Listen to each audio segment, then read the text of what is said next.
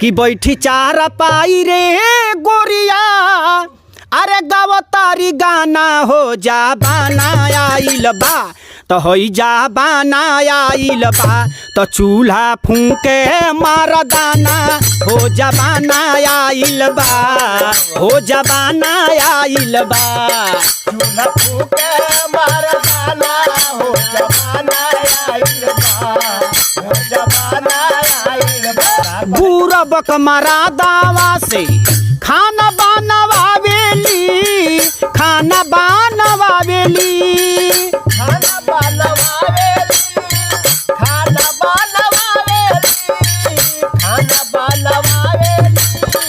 गलती पर मारा दा के मार के धीरावेली, मार के धीरावेली, मार के धीरावेली, मार के धीरावेली। ए बाबू और का फिल्मी हीरोइन नियन, फिल्मी हीरोइन नियन छोड़ली तराना हो जा बाना आइल बा, तो होई जा बाना आइल बा, तो चूल्हा फूके मार दाना हो जा बाना आइल बा, हो जा बाना आइल बा।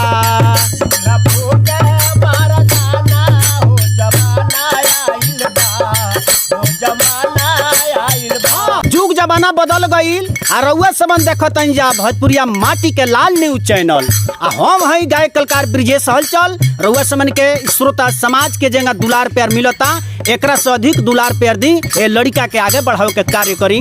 आ हमरा आशा ना बल्कि पूरा विश्वास बा कि हमार गाना रउआ सबन के पसंद जरूर पड़ी। और लास्ट में कैसे कहे के बा, कैसे कहे के कहेली की काम से जातनी बाजारी, जातनी बाजारी, कोहली की खाब से जातनी बाजारी, जातनी बाजारी। अपने तो मान के चली कि स्कूटी लेके चश्मा लगा के मरद से कहतरी कि सारा घर बर्तन चौक चौक दियो, आ हम बाजार से घूम के आवतनी। अब बाजारे का कर जातरी अब के जानत का जी। हाँ कहेली की काम से जातनी बाजारी, जातनी बाजारी, कोहली की काम से जातनी बाजारी, जातनी बाजारी। भोजन तो यार को के धो दी थारी, भोजन तो यार को के धोती हमारी। देखली सिनेमा रे जाली, ए बाबू हाँ देखली सिनेमा जाली, खाए के बहाना हो जा बाना आइल बा, होई जा बाना आइल बा, तो चूल्हा फूके मार दाना हो जा बाना आइल बा, हो जा बाना आइल बा।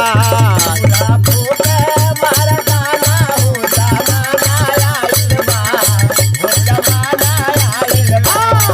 चूल्हा फूके मार दाना हो जा बाना आइल बा, हो जा बाना आइल बा।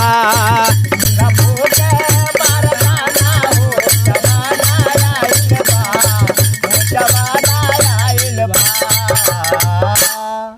तो यहाँ कारण एक गायक कलाकार ब्रिजेश हलचल जी और ढेर सारा आशीर्वाद प्यार दुलार दी ये टीम के, जैसे पूरा मंडली यहाँ लोग के मौजूद बाटे। भाई कैसा लगल प्रयास एक बार जरूर बताई। ऐसा के कलाकार के हमनी के गांव से भी जे भी निकल हमनी के बढ़ावे के प्रयास करें। बाकी धन्यवाद। जय भोजपुरी, जय भोजपुरी।